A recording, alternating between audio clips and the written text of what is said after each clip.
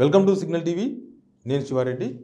ఆర్టీసీలో మహిళలకు ఉచిత ప్రయాణానికి సంబంధించిన ఒక అప్డేట్తో ఈ వీడియో చేస్తున్నా.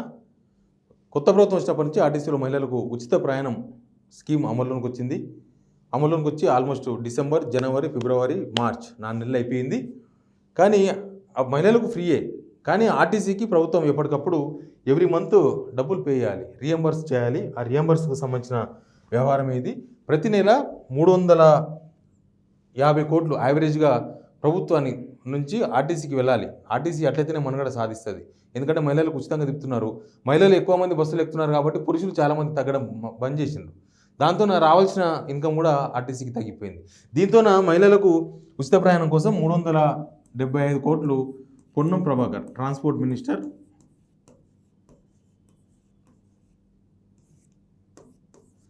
డిసెంబర్ 18న ఛార్జ్ తీసుకున్నారు మినిస్టర్గా. డిసెంబర్ 18, 2023 ఎలక్షన్ అయిపోయిన తర్వాత కొత్త గవర్నమెంట్ వచ్చినాక ఛార్జ్ తీసుకున్న రోజు 375 కోట్ల రూపాయలు ఆర్టీసీకి చెక్ ద్వారా అందించారు. ఇదే ఫస్ట్ చెక్, ఇదే లాస్ట్ చెక్. మళ్ళీ ఆర్టీసీకి ఇవ్వలే. ఎవ్రీ మంత్ 350 కోట్ల రూపాయలు ఈ రియంబర్స్ కింద ఉన్నది కాబట్టి 350 కోట్ల రూపాయలు ఖచ్చితంగా ఆర్టీసీకి ఇవ్వాలి ప్రభుత్వం. ఆ అగ్రిమెంట్తోనే ఉచిత ప్రయాణం నడుస్తుంది మహిళలకు. కానీ 350 కోట్ల రూపాయలు ఇవ్వట్లేదు. జనవరి ఇవ్వలేదు, ఫిబ్రవరి ఇవ్వలేదు, మార్చి ఇవ్వలేదు. దీంతో ఆర్టీసీ ఉన్నతాధికారులందరూ కూడా ఈ మధ్య ఒక సమావేశం పెట్టుకున్నట్టుగా మనకు సమాచారం ఉంది.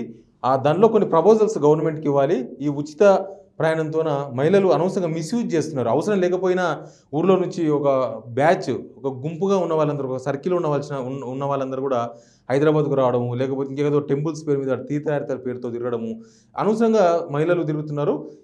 దీన్ని తగ్గించాలి. సేమ్ టైం ప్రభుత్వం మీద కూడా ఈ 350 కోట్ల రూపాయలు ప్రభుత్వం నుంచి వస్తలేదు. Every month time to time వస్తేనేమో ఏ ఇబ్బంది లేదు. కానీ ప్రభుత్వమే ఎప్పుడు ఆర్థిక పరిస్థితులు, అప్పులు, అది ఇది సరిపోతుంది. కాబట్టి ప్రభుత్వం ముందు ఒక ప్రపోజల్ పెట్టాలని ఆర్టీసీ ఉన్నతాధికారులు ఒక కంక్లూజన్కి వచ్చినట్టు చెప్తున్నారు. ట్రాన్స్పోర్ట్ మినిస్టర్ పొన్నం ప్రభాకర్ కూడా ఈ విషయాన్ని తెలియజేసినట్లుగా మనకున్న సమాచారం. ఇట్లా కాకుండా మహిళలకు ఫ్రీ బస్ కాకుండా హాఫ్ టికెట్ పెట్టాలి. అంతకుముందు పిల్లలకు ఉండేది, చిన్నపిల్లలకు 13 సంవత్సరాల పిల్లలకు లోపల ఉన్న వాళ్ళకి హాఫ్ టికెట్ ఉండేది. 50 రూపాయలు ఉంటే 25 రూపాయల టికెట్ ఉండేది. 10 రూపాయలు ఉంటే 5 రూపాయల టికెట్ తీసుకునే వాళ్ళు, హాఫ్ టికెట్ అనేవాళ్ళు. అట్లా హాఫ్ టికెట్ మహిళలు కూడా పెడితే కొంత ఈ మిస్యూజింగ్ నుంచి కంట్రోల్ చేసి, మిస్యూజ్ను ముఖ్యంగా ఫ్రీ కాబట్టి చిక్కుడుకాయ గిలాలి, టైంపాస్ కావాలంటే బస్సులో ఎక్కి చిక్కుడుకాయ గిలుకుంటూ పోతున్న విజువల్స్ కూడా మనం చూసినాం, చాలా చూసినాం మనం. అట్లా హైదరాబాద్ ఏదో షాపింగ్ పేరు మీద ఒకటేసారి ఒకరో ఇద్దరు రావాల్సిన దగ్గర ఒక 5-6 మంది 10 మంది వస్తున్నారు షాపింగ్ కోసం, బట్టల కోసం అని. అక్కడ ఎక్కడో కరీంనగర్ నుంచో, లేకపోతే ఇక్కడ మామనార్ నుంచో, అక్కడ ఆదిలాబాద్ నుంచో అక్కడ కూడా దొరుకుతాయి. కానీ ఫ్రీ బస్ కదా అని చెప్పి చార్మినార్ దాకా వచ్చిపోతున్నారు గుంపులు. దీంతో అనవసరంగా మిస్యూజ్ అవుతుంది ఈ స్కీము. సేమ్ టైం ఆర్టీసీకి భారంగా మారింది. కాబట్టి హాఫ్ టికెట్, మహిళలకు హాఫ్ టికెట్ పెడితే బెటర్ అన్న ఒక ప్రపోజల్ను ఆర్టీసీ సిద్ధం చేసింది. దీన్ని ట్రాన్స్పోర్ట్ మినిస్టర్ కూడా ఆల్రెడీ ఇచ్చినట్టు చెప్తున్నారు.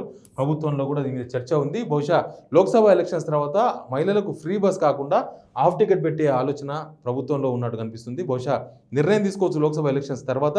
అట్లయితేనే ఆర్టీసీ కొంత బతికి బట్టగడుతుంది. సేమ్ టైం ప్రభుత్వం మీద 350 కోట్లు ఎవ్రీ మంత్ కాకుండా కనీసం 150 కోట్ల భారాన్ని తగ్గించుకోవచ్చు. దీనివల్ల హాఫ్ టికెట్ వల్ల 150 కోట్ల భారం తగ్గించుకోవచ్చు. ఇంతమంది మహిళలు తిరగరు. సేమ్ టైం హాఫ్ టికెట్ కాబట్టి కొంత ఆర్టీసీకి ఆమ్దాని వస్తుందన్న చర్చ ఒకటి ఆర్టీసీలో ప్రభుత్వంలో అయితే ఉంది. బహుశా లోక్సభ ఎలక్షన్స్ తర్వాత ఇది అమలు అవుతుందన్న భావనలో ఆర్టీసీకి సంబంధించిన ఉన్నతాధికారులు అయితే ఉన్నారు. ఏం జరుగుతుందో చూద్దాం. ఇది ఆర్టీసీకి ఫ్రీ బస్కు సంబంధించిన update. Please subscribe signal TV ఉన్నట్టు.